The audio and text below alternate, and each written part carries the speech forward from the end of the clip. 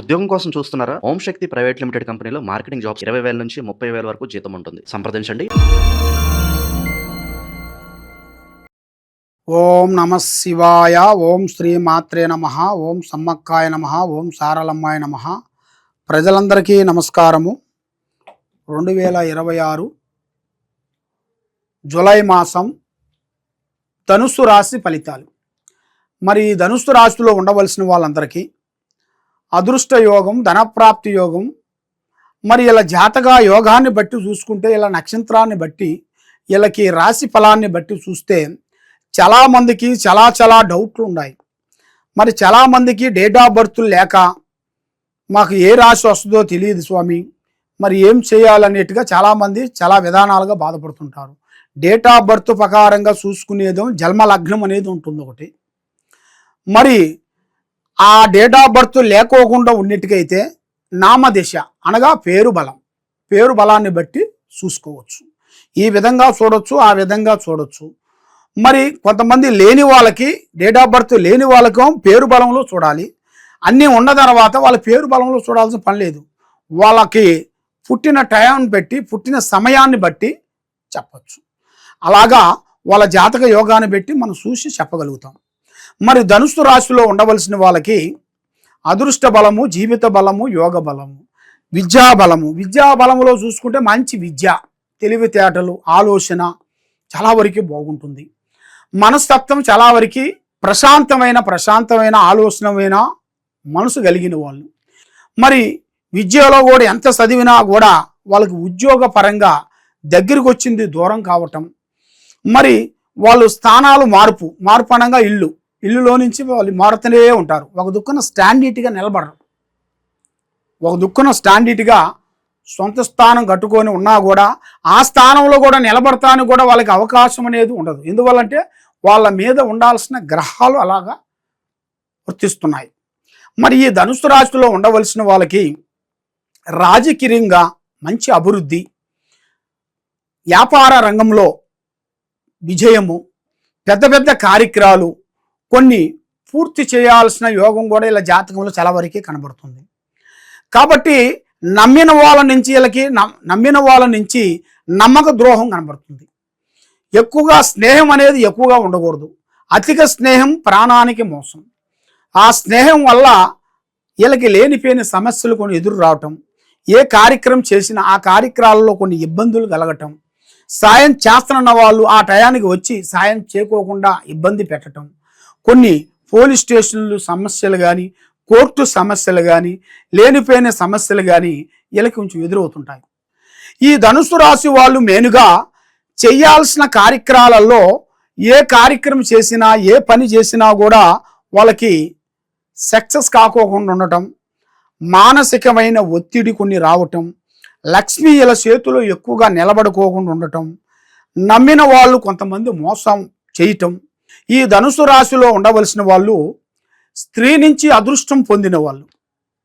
అంటే భార్య నుంచి అదృష్టము, ఒక స్త్రీ నుంచి మంచి యోగము, పెద్దవాళ్ళ నుంచి ఆశీర్వాదము, ఈ మూడు కలిగిన జాతకంలో కలిగిన వాళ్ళు ధనుసు రాశి వాళ్ళు. ఒక స్త్రీ నుంచి కానీ సమస్యలు కొంచెం ఎదురవుతుంటాయి. అలాంటి సమస్యలతో సతమతం అయిపోతుంటారు వీళ్ళు. ఏ పని చేయలేని పరిస్థితి, ఎక్కడికి పోయినా కూడా మైండ్ త్రికార శుద్ధి, మనశ్శాంతి అనేది వీళ్ళకి డిస్టర్బెంట్ అవుతుంటుంది. ఏదో సమస్యలు కొన్ని రావటం, దానివల్ల లేనిపోయిన దాంట్లో ఎరక్కబోవటం, మనశ్శాంతి లేకోకుండా ఉండటం, మానసికమైన ఒత్తిళ్ళు కొన్ని రావటం. మరి ఏ కార్యక్రమం చేసినా, ఏ పని చేసినా కూడా ఆ పనిలో వీళ్ళకి ముందుకు రాకోకుండా పోవటం, ఇలాంటి సమస్యలతో సతమతం అయిపోతున్నారు. మరి ఇలాంటి సమస్యలతో సతమతం అయ్యే వాళ్ళందరికీ మంచి రాజయోగం అనేది రాబోతుంది. అది ఊహించని అదృష్ట యోగం అంటారు. కాబట్టి రాముల వారికే 14 సంవత్సరాలు వనవాసం పట్టింది మానవులం. కాబట్టి మనకి ఎన్నో సమస్యలు ఎదురవుతుంటాయి. కాబట్టి ఏ సమస్యలు ఎదురైనా కూడా కొన్ని జాగ్రత్తలు మనం తీసుకోవాలి. ఆ జాగ్రత్తలు తీసుకోకుండా అశ్రద్ధగా మనం చేసినట్టుగైతే ఏం కాదులే, అది మనకు వచ్చి పడుతుందా, ఇది వచ్చి మనకు పడుతుందా, ఏం కాదులే అన్నట్టుగా కొద్దిగా మూర్ఖంగా ఆలోచన చేసినట్టుగైతే లేనిపోయిన సమస్యలు మనకు ఎదురొచ్చే మార్గాలు కొన్ని ఉన్నాయి. అలాంటి సమస్యల్ని మనం దూరం చేసుకొని అదృష్ట బలాన్ని ముందుకు తెచ్చుకొని చేసే వ్యాపార బిజినెస్లలో కూడా కొన్ని మార్పులు చేసుకోవాలి. అదే దాన్ని మనం కంటిన్యూ చేసుకుంటూ పోకూడదు. ఎన్ని రోజులు మీరు కంటిన్యూ చేసినా కూడా దాంట్లో అభివృద్ధి అనేది పెద్దగా రాదు. దానివల్ల మీకు నష్టమే తప్పనిచ్చి లాభం అనేది ఉండదు. కాబట్టి అదే విషయము ఏరే వాళ్ళు చేశారనుకోండి, వాళ్ళు కోట్లు సంపాదించేస్తారు. మీరు చెడమ తీరుకుండదు, దాని మీద ఆదాయం ఉండదు.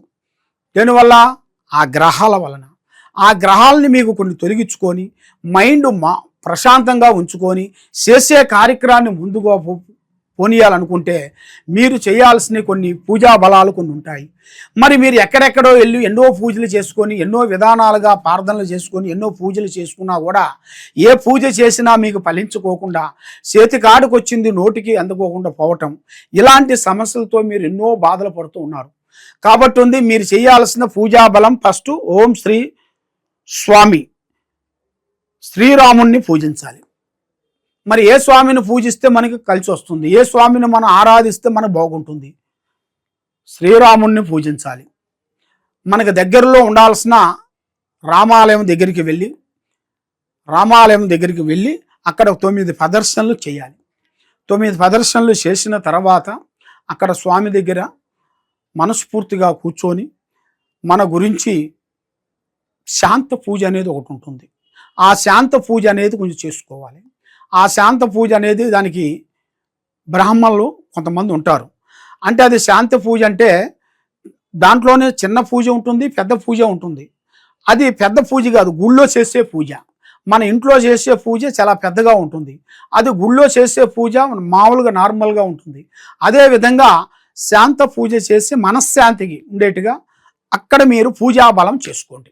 అక్కడ మీరు పూజా బలం చేసుకునేట్టుగైతే మనశ్శాంతి, ఆరోగ్య శాంతి, కుటుంబ శాంతి, లక్ష్మీ శాంతి మీకు అభివృద్ధిగా పొందుతారు. మీరు ఎన్నో రోజుల నుంచి పోగొట్టుకున్న వస్తువులు కానీ, పోగొట్టుకున్న మనసులు కానీ, పోగొట్టుకున్న డబ్బులు కానీ మళ్ళీ మీకు తిరిగి ఎదురవుతాయి.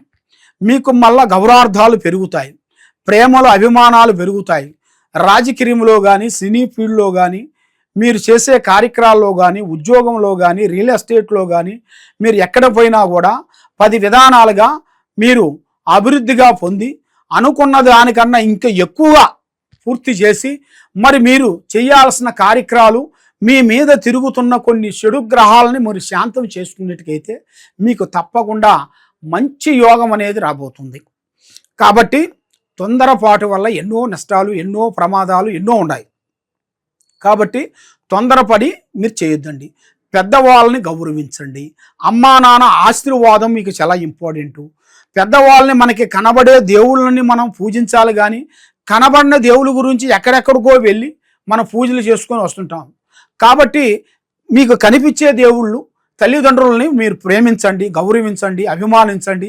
వాళ్ళు ఎంత మంచిగా చూసుకుంటే మీ బిడ్డలు, మీ కొడుకులు మిమ్మల్ని మంచిగా చూసుకుంటారు. మీకంటూ ఒక టైం అనేది, మంచి టైం అనేది ఏర్పడుతుంది.